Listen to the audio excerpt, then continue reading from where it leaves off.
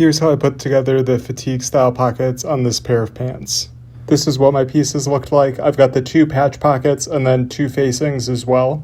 I cut the facings longer than I needed, and then I wanted the finished facings to be 1 inch wide, so I cut them at 2 inches wide to account for 1/2 inch of seam allowance on both sides. First thing I did was turn in and press the seam allowance of one side of the facing. And then I positioned the facing on what's going to be the right side of the pocket with that seam allowance I just pressed up facing up. I made sure the edges were all aligned, and then I put in a couple pins just to make sure nothing moved while I was sewing this in place. And then I could stitch that facing into place. Again, I'm using 1/2 inch of seam allowance here. And then I press the seam allowance open, making sure the seam allowance of the facings were turned and pressed in as well. And then I could turn that facing to the wrong side and press it.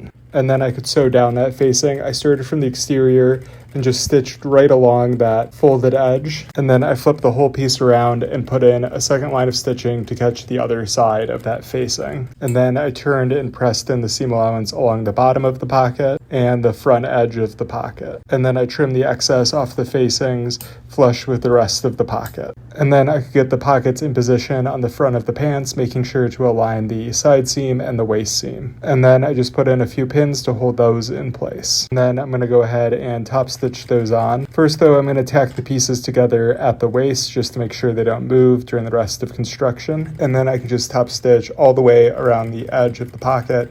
And I like to put this first line of stitching right inside from that folded edge. And then I'm also going to tack the pieces together at the side seam. And then I wanted to mimic the look of a double needle machine, so I'm going back in with a second line of top stitching.